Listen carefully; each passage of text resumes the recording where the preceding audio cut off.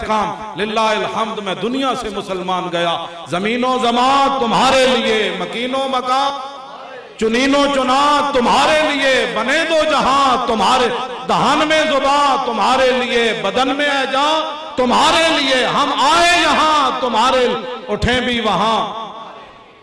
میری گفتگو ختم، توجہ جی بسم اللہ تشریف۔ ہمارے فضیلت الشیخ اور حضرت العلام جی، میرا تعارف ہے، آپ سید بھی ہیں، شیخ بھی ہے، اور حضرت امام اعظم ابو حنیفہ کی مسجد عراق کے اندر آپ اس کے خطیب بھی ہیں۔ اللہ تعالیٰ نے آپ کو ظاہری باطنی ہر لحاظ سے، ویسے بھی سید ہیں، آپ تکلیم کے مالک ہیں، تو آپ بھی تشریف فرمائیں۔ اور یہ میرے بائیں طرف حضرت علامہ خطیب پاکستان، اور ایسے خطیب کے ہر شے اڑا کے رکھ دینا۔ ہاں جی، سید خرم ریاض شاہ صاحب آپ بھی تشریف فرمائیں، سید عمر سلیم زید شرفہ و لطفہ و علمہ آپ بھی تشریف فرمائیں۔ میری جو حاضری تھی وہ میں نے لگا دی، انشاءاللہ جلے کتے دا واقعہ پھر کدی صحیح انشاءاللہ۔ ہاں جی، لیکن جلا کتے بھی جی غیرت ہے، جدوں حضور دا نام آوے وہی بندے نے پتر بن کھڑونا۔ اور ججو تسی کی سی تے جلے کتے بھی حضور دا نام آوے تے بندے نے پتر بن کھڑوتے۔ تو آڑے سامنے جدو حضور دے 5 فیصلے پیش ہوئے، تو سا کرسیاں کیوں نہ چھڑیاں؟ تسی کرسیاں تو اٹھ کے ناس پہندے جی حضور دے فیصلے نہ سی کون؟ تو سا ممتاز قادری نے دہشت گرد قرار دیں دیو۔ اے 1400 سال تاریخ کسی دی جرت نہیں ہو سکی، غازی علم الدین نو دہشت گرد ہندو تے انگریز تے سکھ بھی نہ کہہ سکے۔ تو سا کلمہ پڑھ کے ممتاز قادری نے دہشت گرد قرار دیتا ہے۔ تسی دسو کیڑی صف وچ کھڑے ہو؟ تسی بندے بنو، انسان دے پتر بنو۔ اے 3 واری زلزلہ آ چکیا فیصلے تو بعد۔ یا اللہ اے فقیران دے دربار وچ اسی ہاتھ جوڑ کے عرض کرنے اسی کوئی بھی ساڈے وچوں تیرے نبی دی عزت دا غدار نہیں۔ ہاں حضور دی امت نو انہاں زلزلے تو بچا۔ ہاں یہ دعا منگو تسی، ایک معمولی واقعہ نہیں، 3 واری اس تو بعد زلزلہ آ چکیا، ایک معمولی بات ہے۔ این ایک جھٹکا لگنا ہے تو کچھ بھی نہیں بچنا۔ اے ذلیل آپو تے ذلیلن سانو بھی برباد کرو گے۔ میرے آقا نے فرمایا مدینہ پاک تے لوگ حملہ آور ہون گے، ایک وقت آئے گا تو حضور نے فرمایا فلاں مقام تے ساری زمین وچ بڑھ جان گے۔ صحابہ نے عرض کی حضور کچھ ایسے لوگ بھی تو ہونے جڑے مجبور ہونے، ارادے نال نہیں ہون، زبردستی۔ میرے آقا نے فرمایا اس ویلے ساری رگڑے جان گے، قیامت والے دن ہر بندہ اپنی نیتاں تے کھڑا ہوئے گا۔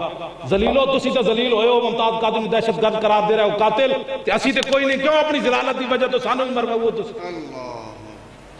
اس واسطے ہر بندہ ممتاز قادری دا نام لوے، زلزلے تو روکنا ہے تے اللہ دے عذاب نو روکنا ہے تے انہاں سود نو بھی کیا ہے، سود نہ بھی اللہ رسول اللہ اعلان جنگ کیتا ہے۔ امریکہ تے روس نہ تے اعلان جنگ کر نہ سکے، کفر تے یہود و نصارہ دے سامنے تے گردناں جھکائیاں تے تسی سود نال مذاق کر کے اللہ رسول اللہ اعلان جنگ کر چکے ہو۔ اس واسطے ہر مسلمان پر فرض ہے ہر دعا میں یہ ایسے ہاتھ اٹھا کر دعا مانگے، یا اللہ اسی تیرے نبی دے غلامہ، غلامہ دے بھی غلامہ، غلامہ دے بھی غلامہ، غلامہ دے بھی غلامہ۔ ایک میں آخری جملہ کر کے کوئی مت سمجھے میری استعاب روا ہے، میرا اپنا موقف ہے، سارے دے علماء دا بھی یہی موقف ہے۔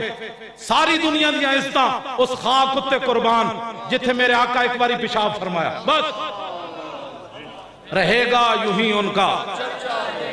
این تو نہیں نا، اے تو شیر پڑھنا ہے، انہاں دا چرچا رہنا ہے۔ ہاں جی، انہاں نے انہاں دے چرچے کیتے تھے، ایویں کوئی اپنے پیو دی قبر تے کوئی نہیں جاندہ سلام، قبرہ بھی بھول جاندیاں، قبر پہ کوئی پوچھنے والا نہیں ہوتا، شمع بھی جلاؤ تو جالا نہیں ہوتا، تے ہمیں تھوڑے دیوے جل دیں، گالت وچ ہو رہے کی محمد سے وفاتوں نے تو ہم تے اے نعرہ لانا ہے، رہے گا یوں ہی ان کا۔ اور پچھلی بولو بھائی سارے حضرات، بڑی مہربانی، اے نعرہ دلانا ہے، رہے گا یوں ہی ان کا، لبیک۔